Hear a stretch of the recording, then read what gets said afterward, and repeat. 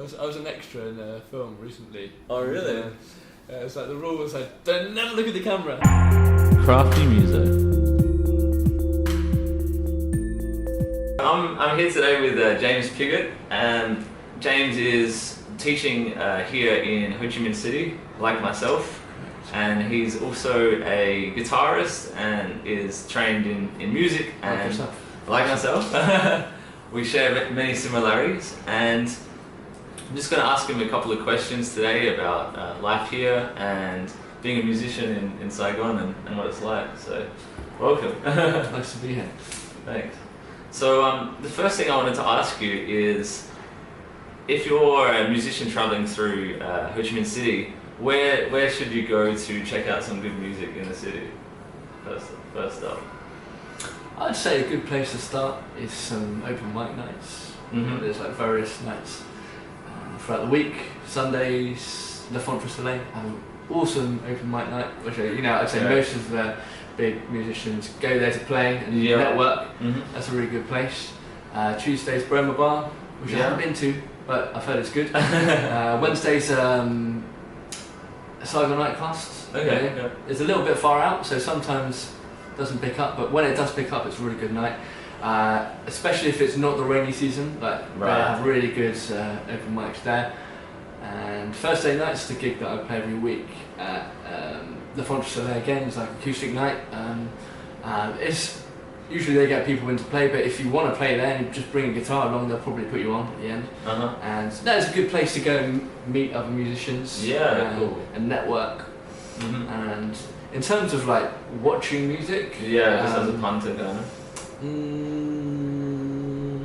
I know for me, the first night I came here, I went to Acoustic Bar. Acoustic Bar, yeah. That's a cool one. That's a cool nice one. Yeah, I put it on the list. Good vibe, yeah. And Fan Club as well. Fan Club.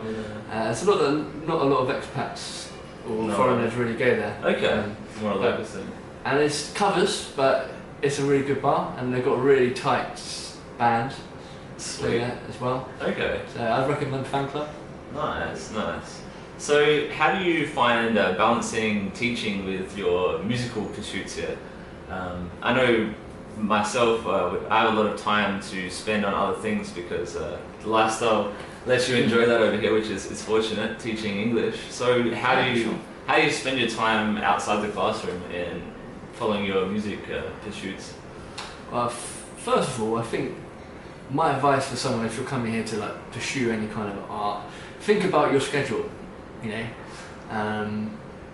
Because I've known a few people that they work 2 jobs or 3 jobs, and obviously then it becomes much more difficult. If you're working sometimes mornings, sometimes evenings. As an English teacher, probably you're always working at the weekends. That's just a natural thing. Yeah. And there's not many events at the weekend anyway, so that's fine. Like the week becomes the weekend, and the weekend becomes the week. That makes sense, which is a good way to flip it. It is, yeah.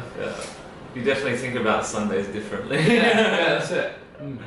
Sundays my Monday. Yeah. Correct. No, I would say just try and just plan your work. There's quite a lot of English centres around. So you have a lot of choice at this particular point where it's at the moment. The English teaching market. Yeah. There's a lot of schools and you have a lot of choice. So I'd say create a schedule that's convenient for you. Mm-hmm. And then after that, in terms of balancing music and working, it seems like a massive advantage to have lots of free time. Yeah. But actually, sometimes having too much free time, you actually get less done because you have too much time, and that I've probably fell into that trap. Last year, I had so much time. I've got so much time to work on my music. I'll just do this. I'll go to this bar. I'll go to this cinema and things like that, and then it creeps up on you. So I think if you're going to do music or art or something like that, then you have to be quite relentless, and you need to be disciplined as well. You still need to have that. Working 9 to 5, you need to have a discipline to work on your music. But if you're working like me, 7 a.m. to about 12 p.m, and I've got the rest of the day, I've got a lot of time. Like, you still have to have the discipline. You still need to have it. Correct. Yeah. And you have to like lay out your aims, and then you have to like come up with a plan of action. Yeah. What I tend to do is I'll write in the things that I want to do the next day, the evening of the day before. So you've got like, because I find sometimes, I don't know about yourself, but if I plan on doing things that day, I won't get them done because I have I have to actually think about what I want to do, and it just makes sense for me to do it the night before, and maybe it gets consolidated when I'm sleeping. Yeah. Like, oh, I'm gonna wake up and do this. Your brain is like, okay, you will do this tomorrow. Yeah. Yeah. So I think that can help as well, maybe. That's good. It's definitely good to have a list and write things down. Yeah. Have it like in a concrete form. I have to do it. I have to tick it off. Yeah. Exactly. And so what? Like while you're here, what's been some advice that you wish you could have given yourself maybe before you made it over here? Something that you've come to realize more, since you've been here a while now. I would say just get out there. Don't be shy, and like maybe at the beginning I didn't know many people, but just go out to events, like go out to gigs, and like even if you're just going alone on your Larry, as we say, just like don't worry about it, because you will make friends. Yeah. A lot of people in the same position. Yeah, a lot of expats are friendly and will. Yeah, and just literally just go out and meet as many people as you can, and just like just don't be shy. I think that would be like my piece of advice I give myself. Yeah, because I guess immediately you're kind of it's a bit daunting to go out by yourself, because you come here by yourself and you think, if I go and start talking to this guy, he's going to think I'm weird, or she's going to think I'm weird just coming up and introducing myself, but you have to, otherwise. And it's never plays out like that, actually. Very, very rarely. Exactly, yeah. People are always in good spirits and nothing mentioned, nothing getting to. Correct. Yeah. Recently, like since I've been going out and playing, I've met so many people, and I've met some like just genuine, like really good lifelong friends. Yeah. And like people that are like-minded that also really love music. So yeah. And a lot of people that are like that are here, I think. Cool. So we were talking a little bit earlier about acquiring some gear here. So do you have any recommendations for musos buying gear in Ho Chi Minh City? Okay, we can go down two routes. We could go to a shop that has imported stuff, which is obviously going to be a bit more expensive, like plus the tax. Yeah. But you'll get like same sort of stuff you get in Australia or England. Like Fenders. Decent brands. But you're probably paying the same kind of price you pay back home.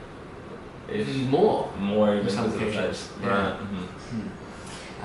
Or second option is like go to like a local shop, a local guitar maker. Sure. There's like a whole guitar street as well. And what's the name of the street again? It's like, it's not Din Tien Huang, it's like the one that... It's just off Nguyen Thi Minh Khai. Yeah. I don't know what the name of the street. I'll post that in the... Probably can't even pronounce it. Yeah, I'll post it in the description, But no, I genuinely think that you can get some really decent guitars there, decent basses. Don't know about drums, but also violins, whatever you play. Who wants to play drums here, let's be honest. 2 hours to carry around on a scooter. They carry a lot of things on scooters, but I wouldn't be surprised if I just saw that. I really wouldn't. I've seen like double-decker fridges with no secure, just like hold the hands by the driver. It's ridiculous. Just one hand on the back, one on the... like fucking chickens and cows, and it is quite impressive. Cows? I've seen a picture of a cow. Cool. Anyway, where were we? What was the question? I don't know. I was talking about where to buy gear. Instruments. Well, I think that sums it up. You've got like the Western brands and proper music stores. I know, like I bought my bass at Sweely, which is in Vigo City. Not a bad store.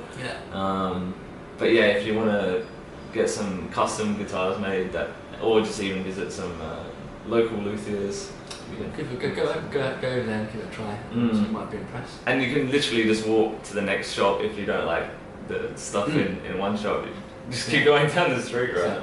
I did buy my acoustic guitar from like Proper store. Proper. Yeah. Proper store. Okay. Which is good.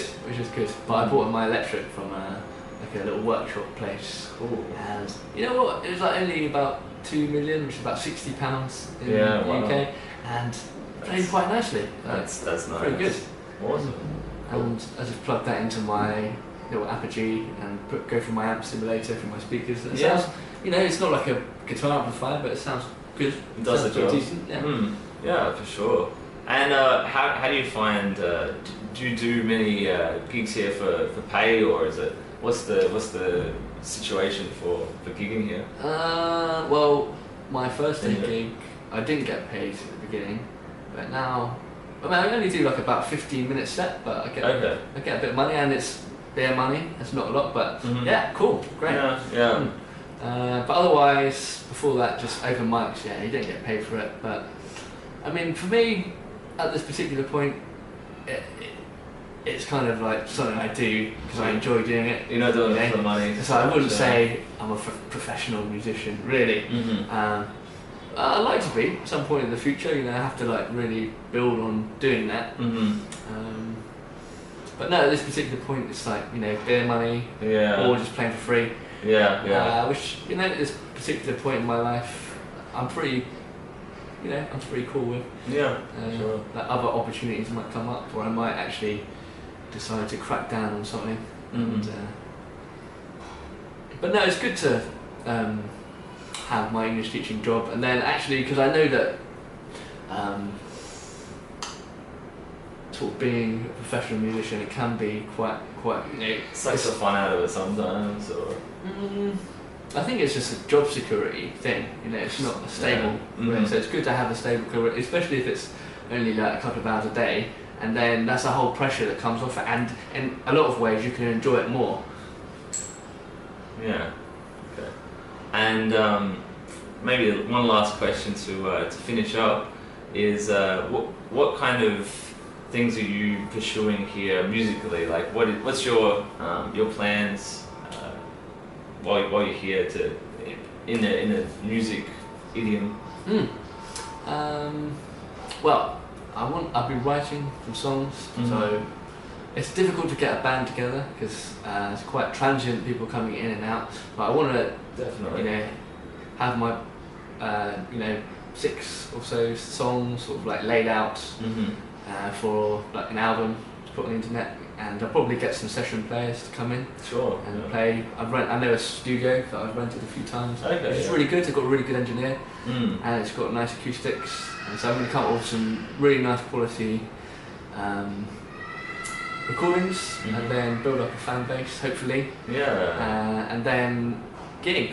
You know, just gig around the city and see if I can pick something up, get something going, and then maybe that might turn into like a regional tour around Asia. That'd be really fun. But stage 1 is like getting the recordings done, getting the song finished. Cool. Yeah, that's my sort of like medium term. For sure. Cool. I'm going to invest some money into getting the recordings nice. Getting, all my sort of artwork and pictures and stuff like that. All the things that come with Cool. It's the first time I've done that, really. So no, it should be a fun venture, and it's something that, you know, if you're like an artist, if you want to make music, I think one of the worst things you can do is not do it. You know, you just have to go for it. So, you know, see what happens. That's my. And you got the time to spend working on your material and stuff, because you're not working 40 hours a week. I bet you would be. Cool. Well, thanks again, James, for joining me. And if you like the video, subscribe to the YouTube channel, and there'll be more interviews in the flesh.